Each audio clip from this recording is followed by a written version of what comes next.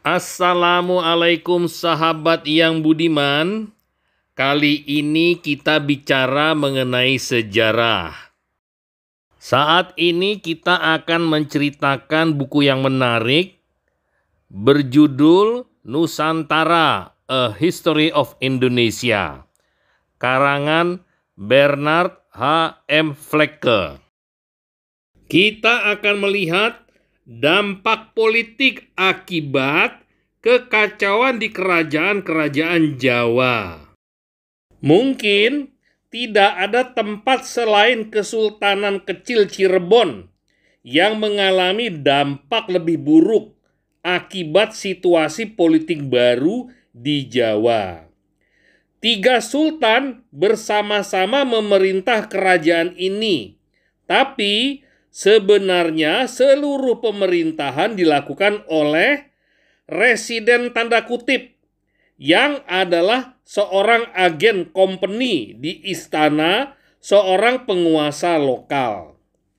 Orang Cirebon diharuskan melakukan rodi untuk company dan dipaksa membudidayakan kopi dan nila.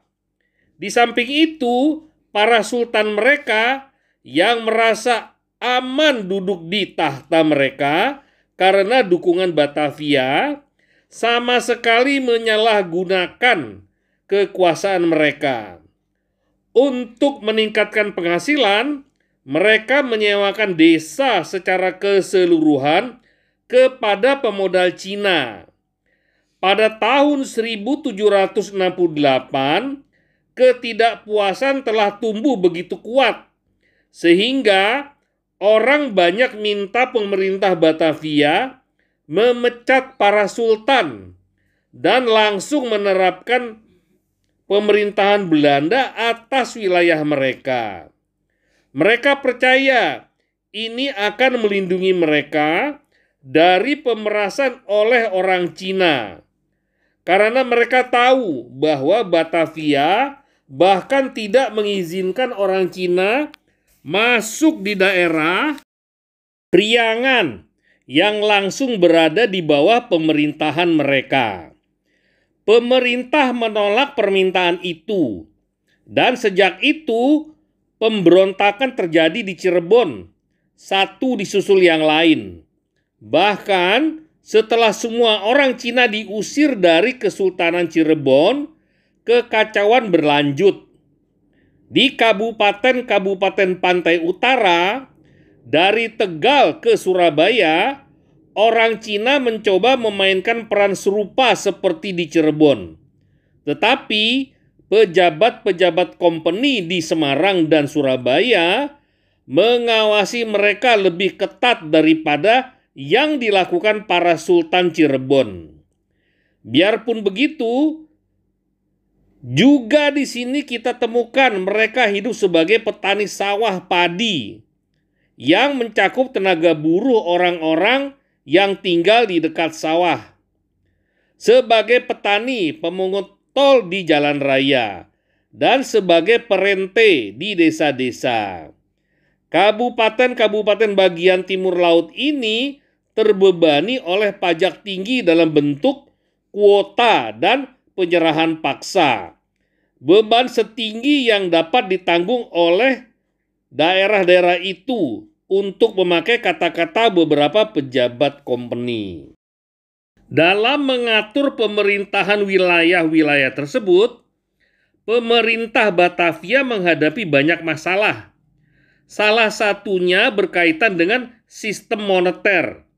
Sultan-sultan Banten dan Mataram biasanya punya hak mencetak uang. Company melakukan hal yang sama dan mengimpor koin perak dari Belanda. Tapi selalu ada kekurangan koin dan bahan koin di Hindia. Semua emas yang diimpor langsung menghilang ke dalam kotak perbendaharaan para raja. Perak diekspor lagi terutama oleh orang Cina. Situasi menjadi betul-betul membingungkan ketika selain koin Belanda, Mataram, dan Banten, Mulai beredar pula koin dari Madura, Cirebon, dan koin-koin timbal kecil dari Palembang dan Bali. Pada tahun 1764, pemerintah Batavia menutup perundingan dengan Raja-Raja Surakarta dan Yogyakarta dengan kesepakatan penyatuan sistem moneter. Dan sejak itu, company mengeluarkan koin tembaga yang dicetak di Batavia. Keputusan ini jelas memperlancar transaksi komersial di Jawa dan menguntungkan orang banyak sampai pemerintah, karena dipaksa keadaan memulai kebijakan inflasi. Kerangka kerja untuk pemerintahan dibuat dengan membagi seluruh wilayah ke dalam kabupaten-kabupaten. Di beberapa daerah, keluarga penguasa terus menduduki jabatan, sedangkan di daerah lain, pemerintah menunjuk pejabat baru. Daerah-daerah tertinggal yang mulai menarik imigran kadang-kadang dipercayakan di bawah kontrol orang Cina sampai cukup teratur untuk diserahkan kepada kepemimpinan bupati orang pribumi yang lebih tidak efisien tapi juga kurang keras. Masalah paling sulit adalah pengaturan lembaga peradilan. Pada mulanya, hukum Belanda diberlakukan di permukiman company. Statuta Batavia menyatakan bahwa untuk segala hal yang tidak tercakup dalam hukum Batavia, yang harus diikuti adalah hukum adat istiadat tak tertulis Belanda. Dan kalau ini juga tidak memadai, hukum Romawi. Telah kita lihat bahwa aturan ini selalu diterapkan dengan hati-hati. Adat istiadat Cina mengenai hukum waris sudah sejak awal dihargai. Tapi adat istiadat ini walaupun biasanya dihormati, tidak dianggap hukum. Pada tahun 1708, Gubernur Jenderal Van Horn mengeluarkan 2 dekret penting. Yang pertama, melembagakan desentralisasi peradilan dengan memberikan hak kepada pengadilan lokal di luar yurisdiksi Batavia untuk menangani segala perkara atas nama Gubernur Jenderal dan Dewan Hindia. Yang kedua, memerintahkan bahwa semua urusan kriminal dan perdata di daerah Priangan harus diputuskan oleh bupati dan pengadilan mereka yang akan mengadili sesuai dengan hukum setempat. Satu-satunya tugas pejabat Belanda ialah memastikan bahwa keadilan diterapkan tanpa berpihak, serta hukum dan adat istiadat setempat diikuti dengan setia. Dekret ini sangat penting secara historis. Bahkan, bila pun pada abad ke-18 tidak pernah betul-betul ditaati. Di Priangan ada konflik yurisdiksi terus-menerus antara pengadilan Batavia dan pengadilan kabupaten. Tapi telah dinyatakan satu prinsip bahwa hukum setempat tidak dikalahkan oleh hukum barat. Tapi bagi penguasa Batavia abad ke-18, tidaklah jelas apa sebenarnya isi hukum adat itu. Salah satu penduduk Cirebon mencatat bahwa Sultan dengan semangat keislaman tinggi sebelum menjatuhkan keputusan atas perkara besar, biasanya menanyakan nasihat imam-imam. Tapi bahwa raja yang kurang bersemangat dalam Islam lebih suka nasihat perempuan tua tanda kutip. Salah satu penduduk paling tahu urusan di Cirebon, Jan Frederik Gobius, menulis pada tahun 1717. Saya selalu membuat hakim-hakim Cirebon mengikuti adat istiadat dari zaman pra-Islam dan menentang campur tangan para imam.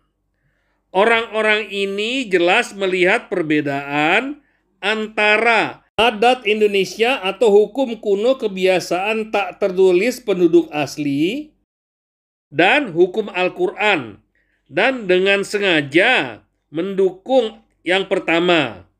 Inilah awal mula studi atas hukum Indonesia oleh ahli-ahli Belanda yang akhirnya menghasilkan kemajuan ilmiah besar pada abad ke-20. Demikianlah pemerintahan kompeni atas wilayah utara Jawa memberikan sedikit keuntungan buat orang banyak, tapi banyak hal bergantung pada sifat orang-orang yang menduduki jabatan tinggi. Kalau dia orang yang rakus dan bejat, dia bisa membuat hidup sengsara bagi orang banyak dan bahkan bagi para bupati. Dalam keadaan seperti itu, jelas orang Jawa lebih suka diperintah raja mereka sendiri daripada Belanda. Khususnya bila kompeni terlalu membebaskan orang Cina yang menjadi petani pemungut pajak.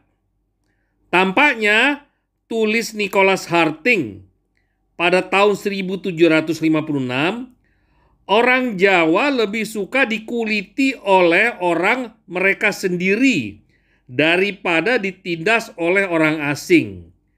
Tapi tidaklah tepat kalau dari pernyataan tadi diambil kesimpulan bahwa keadaan petani miskin di wilayah Kesultanan Jawa lebih baik daripada di wilayah kekuasaan Belanda. Narasi historis Jawa dari paruh kedua abad ke-18 memberikan keterangan jelas tentang kondisi yang ada di kerajaan-kerajaan ini. Narasi itu hampir tidak berbicara apa-apa tentang rakyat. Yang diperhatikan para penulis hanya para raja, putra-putri mereka, dan para patih. Dari setiap halaman narasi itu jelas bahwa perdamaian di antara kedua dinasti raja itu terpelihara hanya karena kontrol Batavia yang maha kuat. Kadang-kadang penjarahan dan pembakaran desa-desa sudah berlangsung ketika pemerintah Belanda menghentikan permainan itu. Mangkunegara pertama adalah pembuat onar yang paling parah. Dia jelas menunjukkan bahwa dia tidak takut kepada kekuatan militer Belanda dan bahwa dia akan dengan senang hati terjun ke dalam peperangan kalau saja dia tidak tahu betul bahwa pamannya, Sultan Jogja, akan senang mendapatkan kesempatan membereskan beberapa persoalan dengan bekas sekutunya itu dan akan cepat membela Batavia. Dalam waktu singkat, pejabat-pejabat Belanda belajar semua trik diplomasi Jawa. Gubernur di Semarang bahkan harus menetapkan urusan perkawinan keluarga kerajaan dan mengumumkan perceraian peran baru bagi tuan ini, yang fungsi utamanya ialah pengumpul pajak dan pedagang kepala untuk company. Sampai di sini dulu sahabat, kita akan lanjutkan ke video lainnya. Jangan lupa di-subscribe. Terima kasih.